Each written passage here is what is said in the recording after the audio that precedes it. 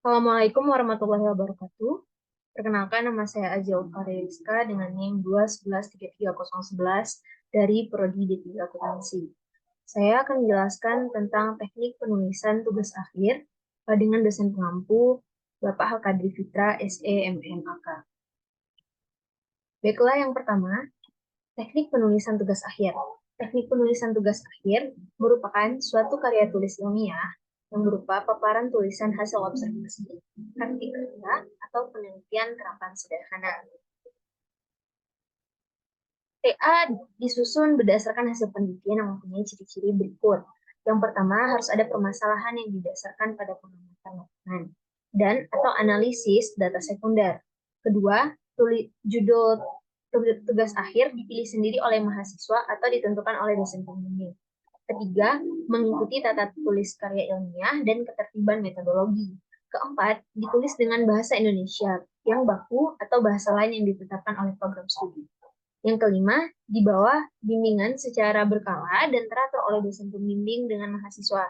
Yang keenam, laporan tugas akhir harus diuji dalam ujian tugas akhir di depan tim dosen penguji. Kemudian ada beberapa persyaratan administrasi atau administratifnya di UNP, Fakultas Ekonomi dan Bisnis, di mana mahasiswa mengajukan usulan untuk penyusunan TA yang memenuhi syarat sebagai berikut. Yang pertama, terdaftar sebagai mahasiswa untuk mata kuliah tugas akhir pada semester tersebut. Yang kedua, sesudah atau sedang melaksanakan mata kuliah magang. Yang ketiga, telah lulus sedikitnya 70 SKS. Yang keempat, memiliki indeks prestasi kumulatif atau IPK minimal 2 dan mendapatkan rekomendasi dari pimpinan program studi atau prodi. Kelima, setelah lulus, dia telah lulus mata kuliah persyaratan TA. Kemudian ada hak dan kewajiban dosen pembimbing dalam membuat tugas akhir ini. Hak dosen pembimbing yang pertama mengganti tema atau judul dari usulan pertama yang diajukan oleh mahasiswa dan prodi. Yang kedua, mengundurkan diri sebagai pembimbing dengan alasan akademik sebagaimana aturan B8. Yang ketiga, menerima honorarium sebagai mana diatur oleh fakultas. Kemudian ada pun kewajiban dari dosen pembimbing, yang pertama membimbing dan mengarahkan mahasiswa di dalam menyusun laporan TA. Yang kedua, menandatangani kartu konsultasi mahasiswa dalam setiap konsultasi. Yang ketiga, memeriksa secara teliti atas kejujuran penyusunan TA dan pencarian data primer untuk menghindari data fiktif dan tuntutan dari pihak yang terkait dalam penulisan TA. Dan kemudian menandatangani laporan TA apabila dinilai telah memenuhi kriteria sebagai sebuah karya ilmiah. Yang kelima, bertindak sebagai ketua pada tahapan ujian TA. Dan yang terakhir yaitu bertanggung jawab terhadap tugas akhir. Nah, di sini ada beberapa etika penulisan tugas akhir di mana penyusunan TA ini perlu menghargai integritas dan humanitas kajian yang mencakup 3 bidang pokok. Yang pertama, proteksi subjek dari hal-hal yang merugikan baik fisik, mental, dan sosial. Yang kedua, menghargai hak-hak subjek untuk mengetahui hakikat dan tujuan penelitian, dan hak untuk memberikan persetujuan dalam berpartisipasi. Serta yang ketiga, menghargai rahasia pribadi subjek.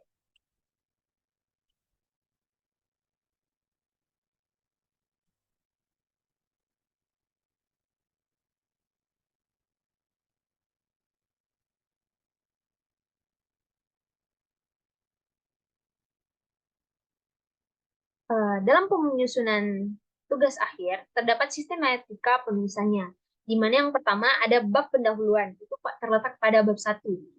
Pada bab 1 pendahuluan ada beberapa subtemanya. Yang pertama itu latar belakang, di mana paragraf ini sering disebut dengan motivator atau pendorong dilakukannya kegiatan observasi, praktik kerja, atau penelitian terapan dalam rangka penyelesaian TA.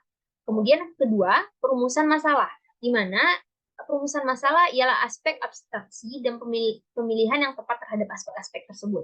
Yang ketiga, tujuan penelitian, di mana tujuan penelitian menggambarkan apa yang dicapai melalui kegiatan, observasi, praktik kerja, atau penelitian terapan lebih lanjut.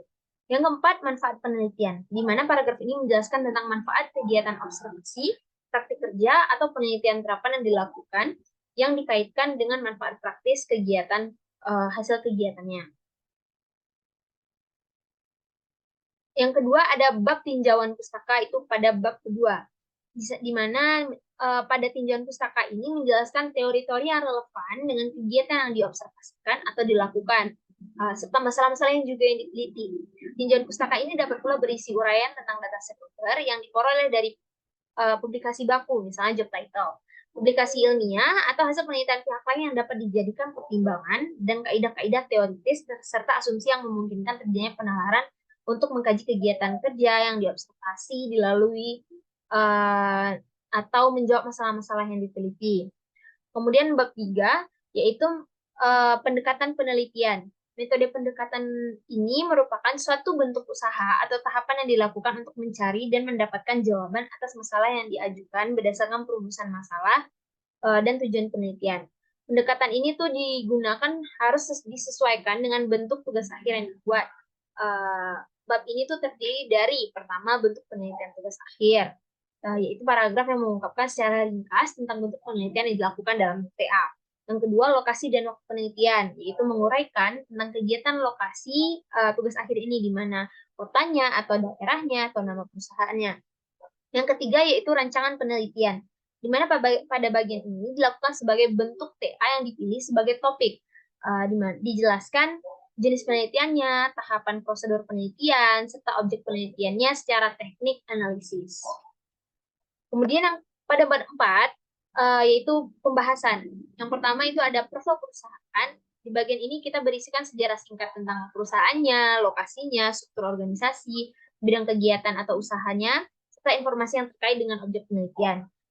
Yang kemudian kedua, pembahasan. Di bagian ini menguraikan apa, bagaimana, mengapa hasil observasi kerja atau praktik penelitian tersebut dapat diperoleh, dan dapat pula dikembangkan suatu statistik sederhana, serta deskripsi hasil studi ataupun pengamatan. Yang kelima yaitu bab penutup, di mana kesimpulan dan juga saran berisi pada bab kelima ini. Pada kesimpulan, pembahasan ini dirumuskan dalam bentuk pernyataan secara ketat dan padat. Kesimpulan ini biasanya merupakan pendapat penulis yang berkaitan dengan kegiatan atau masalah yang diobservasikan atau dilakukan dalam TA. Kemudian yang kedua, saran, yaitu tindak lanjut dari kesimpulan berupa anjuran atau rekomendasi yang dapat menyangkut aspek operasional, kebijakan, maupun konseptual. Saran biasanya bersifat konkret, realistik, bernilai praktis, dan juga terarah. Kita lanjut pada teknik penulisannya, di mana ada cara pengetikan yang pertama. Ada pula kertas dan ukuran. Bagian 1, di mana naskah TA diketik pada kertas HVS ukuran kuarto dengan ukuran 12,5 cm dikali 28 cm dengan berat 80 gram. Kertas berwarna putih dan diketik timbal balik. Tidak timbal balik, maaf. Digunakan kertas khusus seperti kertas apabila digunakan kertas khusus seperti kertas milimeter untuk grafik, kertas kalkir untuk bagan dan sejenisnya boleh di luar batas ukuran dan dilipat sesuai dengan ukuran kertas naskah. Kemudian spasi. Spasi yaitu jarak antara dua baris pengetikan TA adalah 2 spasi, khusus untuk nama bab, judul, tabel, dan judul gambar yang lebih dari 1 baris diketik dengan jarak 1 spasi. Kemudian ada batas spasi, yang untuk tepi atas 4 cm, tepi kiri 4 cm, tepi bawah 3 cm, tepi kanan 3 cm. Kemudian ada alinea baru. Jika ada alinea baru, pengetikan alinea baru dimulai pada ketukan ke-6 dari tepi kiri. Yang kelima, bab, subbab, dan anak subbab. Yang pertama, nama bab diketik dengan huruf kapital dengan jarak 4 cm dari atas. Sedangkan subbab dan nomor subbab dimulai dari batas tepi ke kiri. Mulai dari huruf awal di setiap kata ditulis dengan huruf kapital. Yang ketiga, anak subbab dimulai dari batas tepi kiri. Kemudian yang keenam, penggunaan huruf. Naskah diketik dengan menggunakan huruf Times New Roman.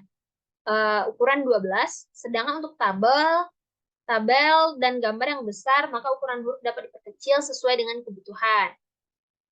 Tak lupa, setelah pengetikan ada pula cara penulisannya. Yang pertama, penggunaan huruf, di mana seperti penomoran halaman. Nomor halaman diletakkan di sebelah kanan atas, 2 spasi atau 1 cm di atas baris pertama teks. Kemudian penomoran matematis, jika di dalam TA terdapat jumlah persamaan matematis, penomoran menggunakan angka Arab yang dituliskan antara tanda burung dan diacu dalam teks. Kemudian huruf miring biasa digunakan untuk judul buku, nama terbitan berkala, istilah kosakata, nama spesies, huruf yang digunakan untuk simbol-simbol dalam rumus statistika atau aljabar. Ketiga, penyajian tabel. Itu penulisan kata tabel dimulai dari tepi kiri, diikuti nomor tabel dan diteruskan dengan nama tabel. Kemudian nomor tabel menggunakan angka Arab, ditulis secara urut tanpa memperhatikan dalam bab mana tabel disajikan. Tabel dibedakan dalam dua macam, yaitu tabel dalam teks dan tabel dalam lampiran. Kemudian setiap tabel harus disajikan dalam halaman yang sama, meskipun harus memodifikasi ukuran huruf. Kemudian tulisan tabel, nomor tabel, dan nomor tabel diletakkan di atas tabel. Jika tabel dikutip dari satu sumber, maka di bawah tabel dituliskan referensinya. Kemudian penyajian gambar, kemudian tulisan gambar, nomor gambar, dan namanya diletakkan pada bagian bawah. Tulisan kata gambar diletakkan di bagian tengah. Nomor gambar ditulis menggunakan angka Arab. Dan setiap gambar disajikan dalam halaman tidak terpisah. Dan jika gambar dikutip dari sumber, maka di bawah gambar dituliskan referensi. Penulisan kutipan, ada kutipan langsung yang terdiri dari 5 baris atau lebih, diketik dengan jarak 1 spasi, dimulai 5 ketukan dari margin kiri. Kemudian kutipan langsung yang panjangnya kurang dari 5 baris dimasukkan dalam teks, diketik 2 spasi seperti ketikan teks. Kutipan langsung dilakukan dan menghilangkan beberapa bagian dari kalimat, maka pada bagian yang dihilangkan tersebut diberi titik sebanyak 3 buah. Itu beberapa kutipan-kutipan yang dapat dilihat pada TA atau yang biasanya digunakan. Kemudian ada penulisan sumber kutipan.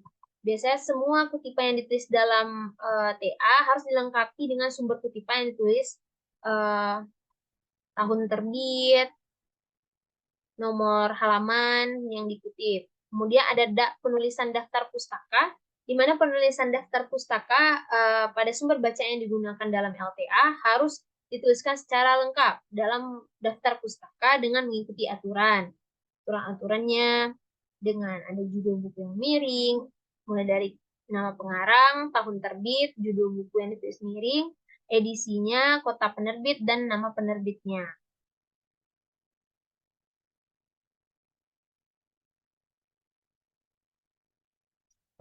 Jika adanya dalam penulisan nama pengarang Indonesia, maka ditulis terbalik, serta daftar pustaka semua nama pengarang harus dituliskan. Dan buku yang direvisi, di belakang judul buku ditulis dengan kata revisi. Sekian dari pembahasan saya tentang teknik penulisan tugas akhir. Jika ada salah dan kata, saya mohon maaf. Saya ucapkan terima kasih. Assalamualaikum warahmatullahi wabarakatuh.